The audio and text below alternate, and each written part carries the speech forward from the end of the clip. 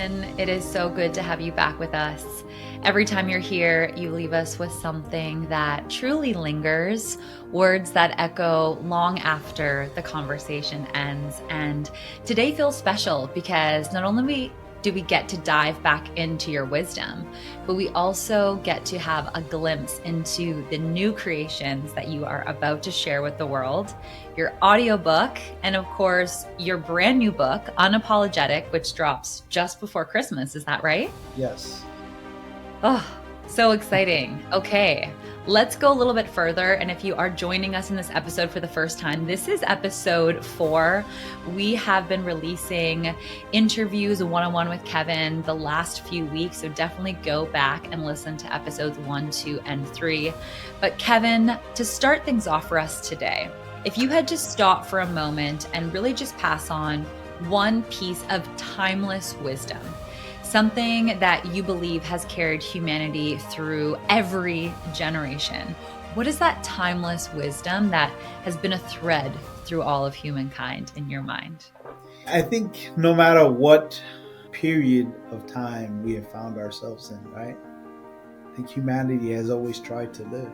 I think if you can remove the element of trying to live out of that equation and living, and you take that try and you apply it to something else, you'd be surprised how innovative you'd be, how productive you would be, how instrumentally rewarding life would be just by removing that word try. Don't try to make a decision, make a decision. The amount of time that you try to make the decision is the force that will enable you to create something beautiful. So don't try to live life,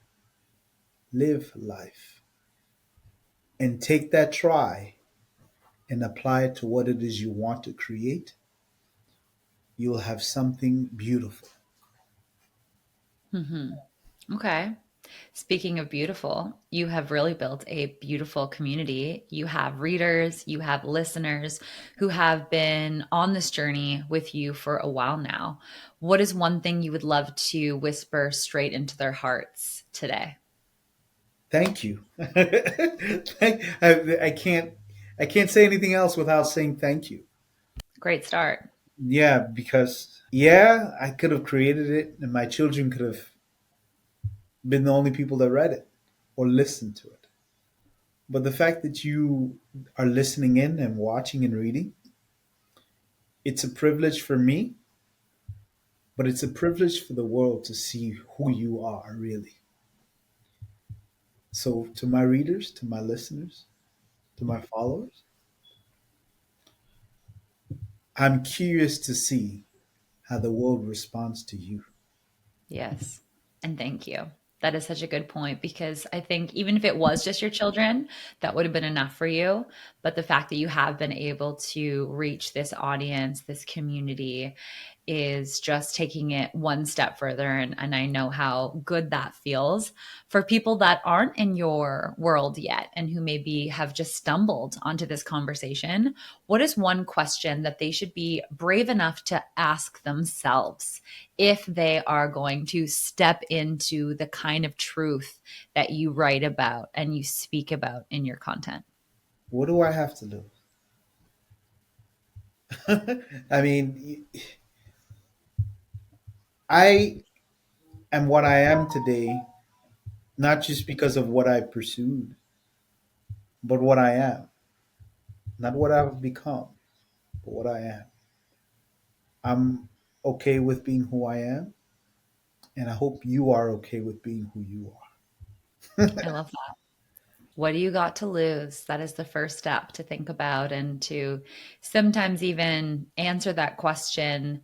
You realize you have a lot to lose, and maybe you want to be even more intentional about how you're living your life. Or on the reverse of that, you realize that how it can't even, it's not going to get that bad. So you might as well take the risk, take the jump, make the change, have that honest conversation. The thing that you're so scared of is maybe not even that bad. So Yeah. I kind of want to be there for the answers when they ask that question. Yeah, and so am I. I'm curious. I'm Yeah. very curious. That's why I shared with everybody before. I said I'm a person that generally likes to work on puzzles. So I'm Yeah. curious to see Same. I'm curious to see how others blossom, bloom. Hmm. I mean, I'm naturally an inquisitive person. I want to know how certain things work. I'm always asking questions.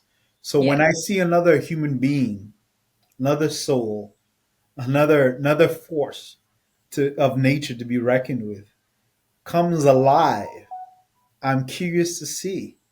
I'm curious to see just how far you're willing to go, how strong you really are, how potentful you really are.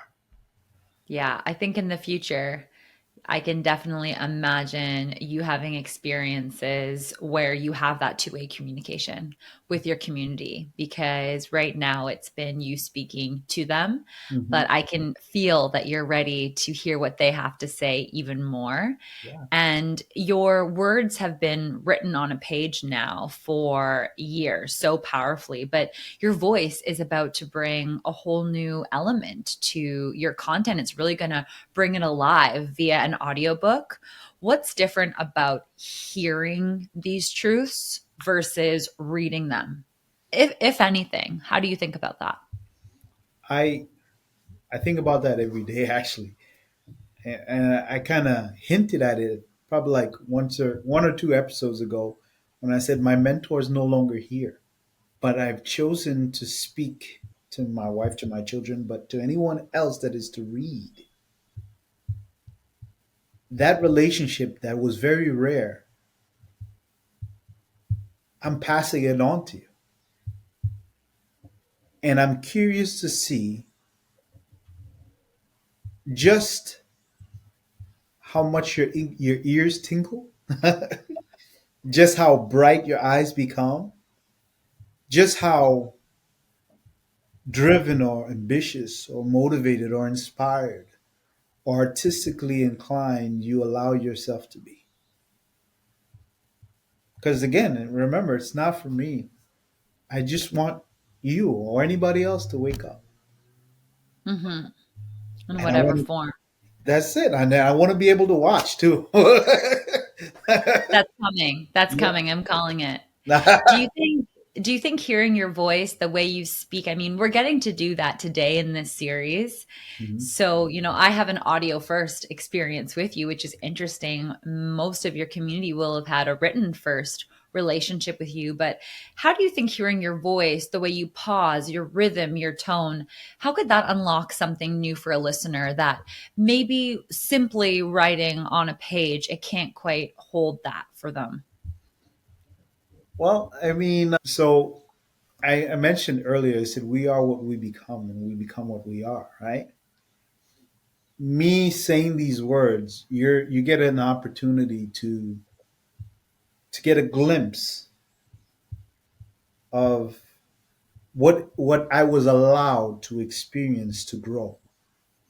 With every voice, with every hymn, with every word, you get a glimpse of it.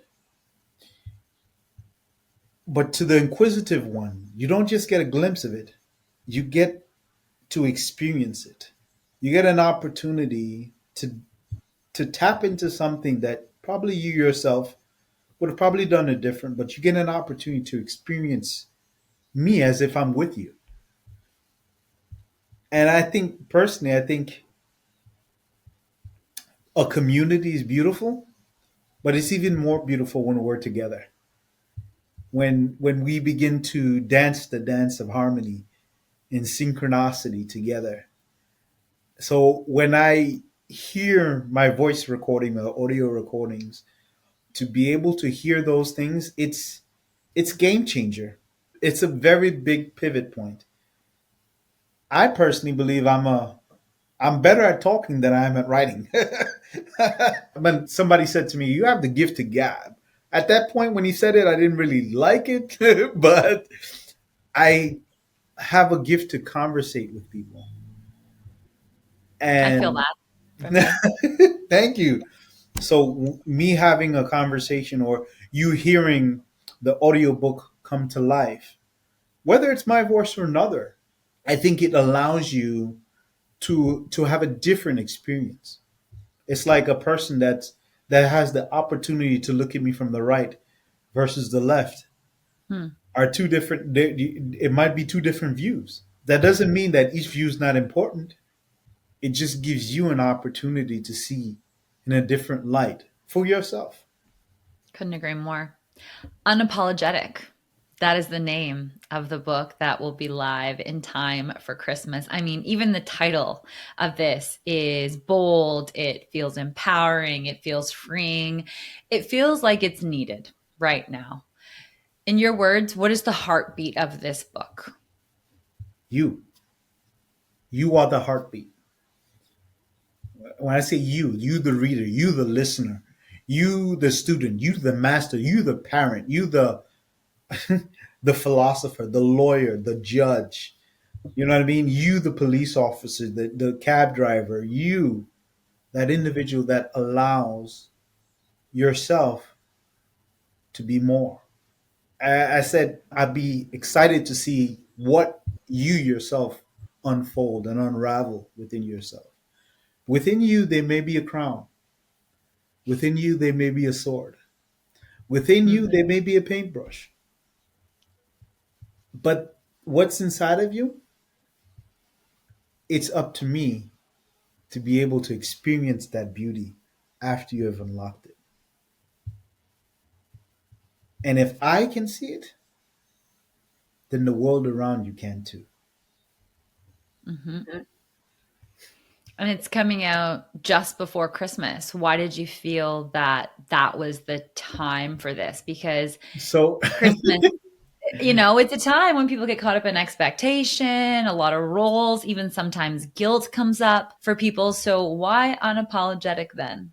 I think there was I think I heard of a study that was shown that around the holiday times is when a lot of people have a lot of panic attacks. Oh, So a lot of fear and anxiety, the hustle and bustle of the times is like, oh, I got to make it home for Christmas, or got to make it home for this, I got to make it home for that.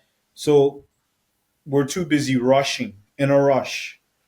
They want you to buy this, buy that, or spend here, spend there. Everything's pulling you left and right. But being able to focus in on yourself and allow yourself to truly be present when you are with your loved ones, let them experience you truly and experience them truly. Because life deserves to see the beauty of all flowers, right? Life is a garden, and every human mhm. being is like a flower. But the beauty of that flower can only be seen by the person that's actually looking at it, but at the same time experiencing it when all of them begin to shine as individuals. Hmm. So I hope around the holiday time, when a person goes home for holidays or is away from school or partying with friends, whatever it may be, that time, that sacred time where community sometimes gathers. And for those that don't have a community,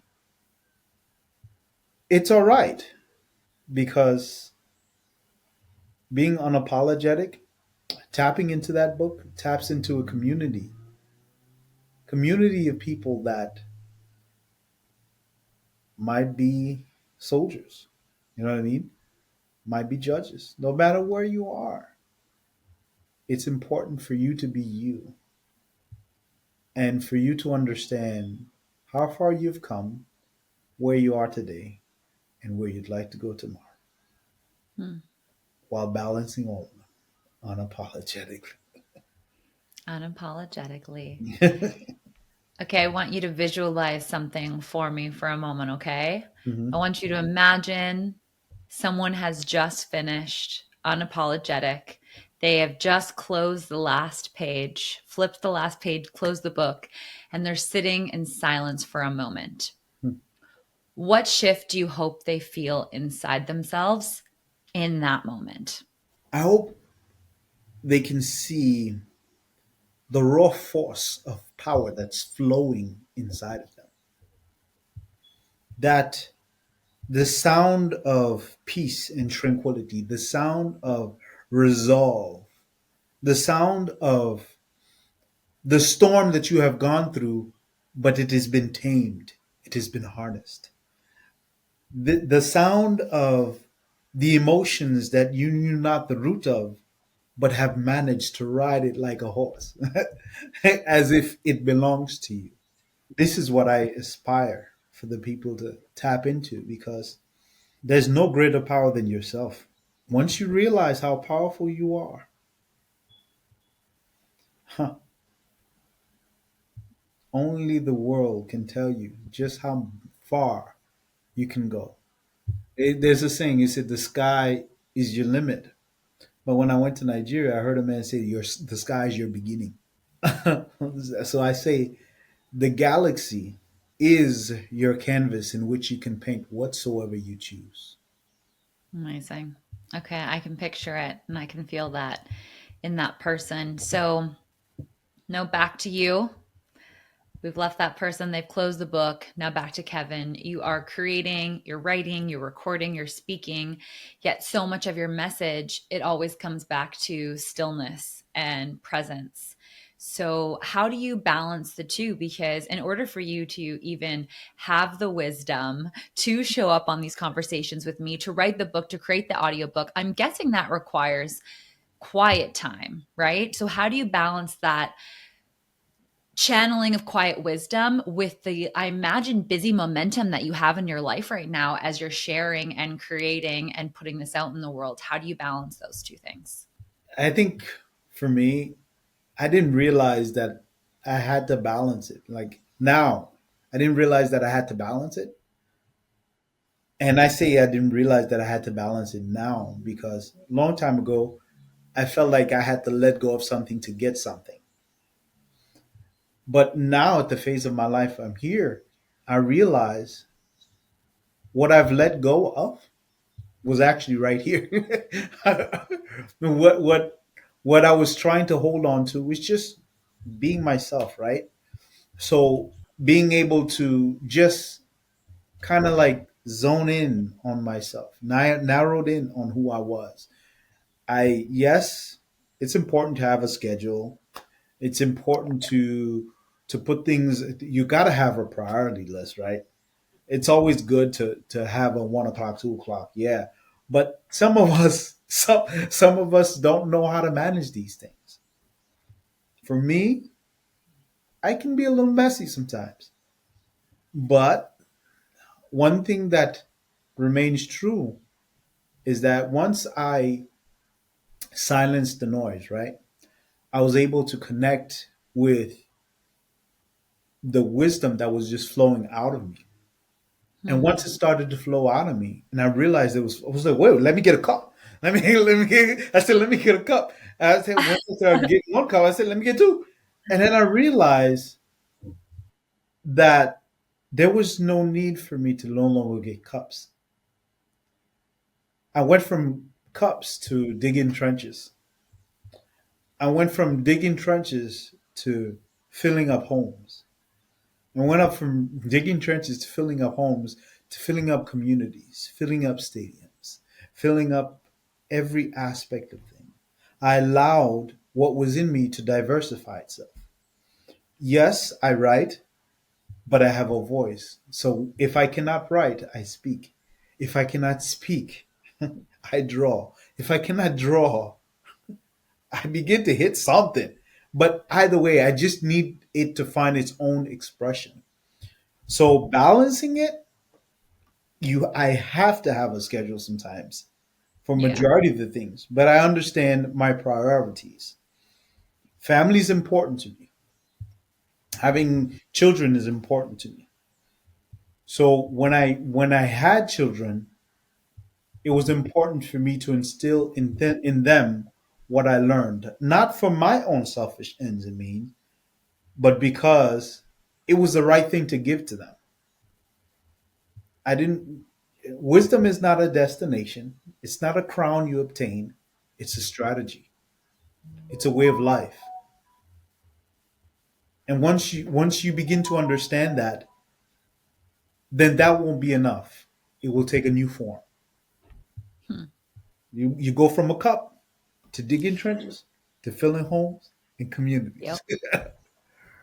Such a good metaphor. I can totally picture it. I was just imagining just like wisdom, profound thoughts pouring out of you, and you being like, I gotta capture this Yeah, somehow. And yeah. It was just coming out. You know what I mean? well, thankfully, you recognized that and then turned it into art and then turned it into wisdom and words. And now we're here today. And people listening, we hope they go consume this content. We hope the call to action is go buy that book in time for Christmas, or, listen to Unapologetic, read the book, get caught up on the wisdom that you have to offer. But to give them something today, just in case they don't, to leave them with something that they can action, okay? For anybody who's listening right now that is weighed down by the fear of other people's expectations, what is one small, doable way that they can start being and living unapologetically today, right now? I will take myself for example, and I take a cell phone. Every majority of people have a cell phone nowadays, right? And I found it difficult to put pen to paper. I found it very difficult. That was the most challenging thing for me, putting a pen to paper. But I can speak. I speak continuously. I speak all the time. I'm a conversationalist. I find it hard to shut up sometimes. But one doable thing that I would say that you can do, sometimes you don't need the research. Sometimes you don't even need the knowledge. Sometimes what you need is to just take a step, take another step. I started with one text, then I wrote two. After two, I wrote three. After three, I wrote four. And I realized I kept on coming. So I kept on writing and I kept on writing. And I didn't stop until I couldn't stop anymore. I couldn't go. I couldn't go anymore.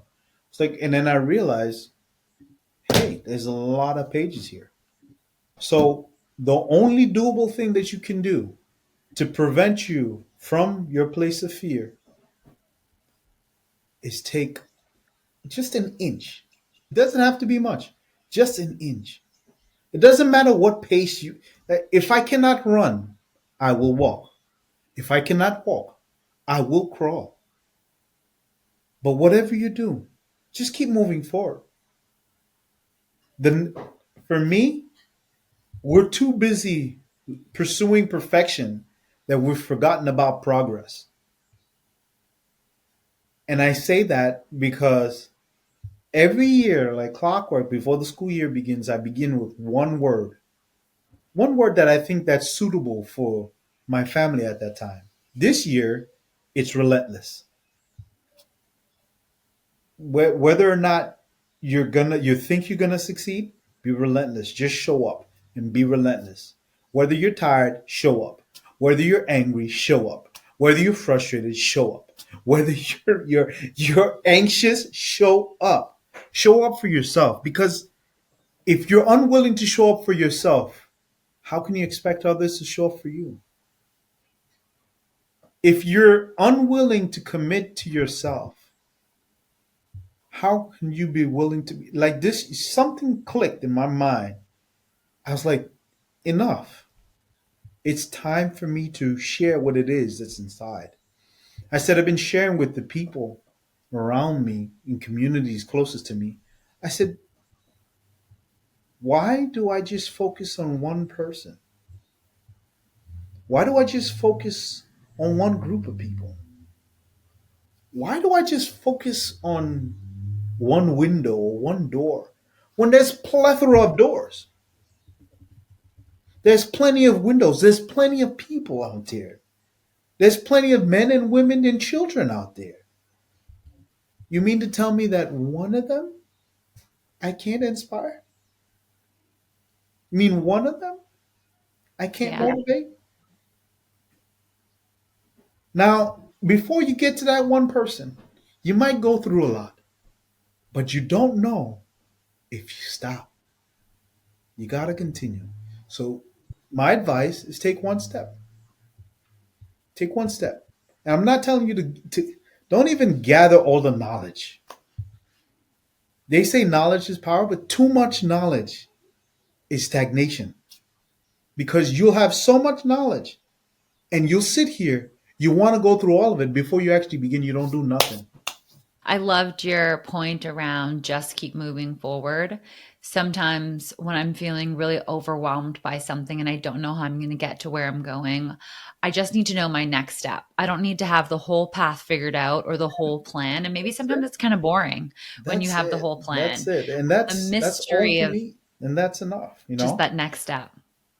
Okay, Kevin, before we end, if you could leave everyone listening one sentence, one spark, something to carry with them into the week ahead, what would you say? What can we leave them with in episode 4 of this series?